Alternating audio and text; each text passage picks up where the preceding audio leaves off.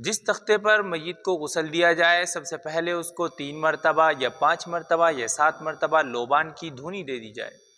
پھر میت کو اس پر رخ سے لٹا دیا جائے یا جس طریقے سے آسانی ہو مردے کو اس پر لٹا دیا جائے، پھر اس میت کے کپڑوں کو چاک کیا جائے اور ایک کپڑا جو اس کے سطر چھپانے کے لیے ہو وہ ناف سے لے کر گھٹنے تک ہونا چاہیے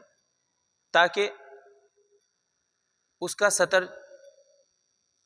چھپا رہے، اور وہ کپڑا موٹا ہونا چاہیے بھیگنے کے بعد تاکہ سطر نظر نہ آئے۔ پھر جو شخص اس کو غسل کرا رہا ہے وہ اپنے بائیں ہاتھ پر ایک دستانہ پہنے یا کپڑا باندھ کر میت کو استنجا کرائے، پھر اس کے بعد میت کو وضو کرائی جائے، اور وضو کرانے میں نہ تو کلی کرائی جائے گی، نہ ناک میں پانی ڈالا جائے گا، نہ دونوں ہاتھوں کو گٹوں تک دھویا جائے گا، بلکہ جو شخص غسل کرا رہا ہے وہ اپنے ہاتھ پہ انگلی پر کوئی کپڑا یا کوٹن یعنی روئی وغیرہ اس کو بھگو لے، اور پھر مردے کے ہونٹوں پر، دانتوں پر اور مسوڑوں پر اس کو پھیر دیا جائے، اور اسی طریقے سے ناک کے سوراخوں میں بھی اس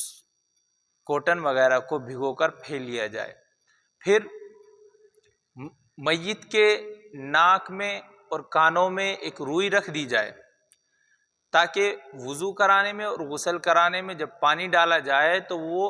اس کے کانوں اور ناک کے سوراخ میں نہ چلا جائے۔ وضو کرانے کے بعد پھر سر کے بالوں کو اور داڑھی کے بالوں کو صابن کے ذریعے سے خوب اچھی طریقے سے دھو لیا جائے،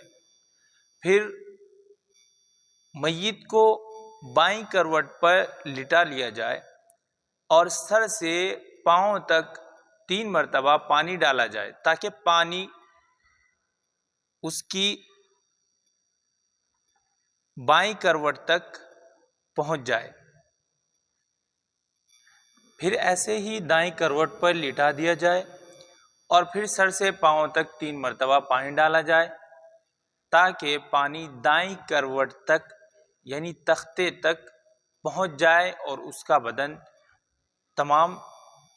پانی سے تر ہو جائے۔ پھر ایسے ہی میت کو تھوڑا بٹھانے کے قریب کیا جائے